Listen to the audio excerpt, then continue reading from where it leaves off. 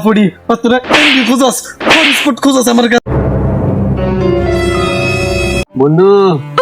আমার মোবাইলে টাইম বিশেষ আজ দুদিন গার্লফ্রেন্ডের কথা কইতে পারি না বন্ধু হটস্পট দেখে না দেস্তা বন্ধু বন্ধু আর একটা হট দস্তা তো একটা লিঙ্ক বেরে সিএন সাইতে কি তোরা জানোস আমার বাবা নাই আমার মা কোনো প্রকার খলিফা কাজ করি ফ্যামিলি চলা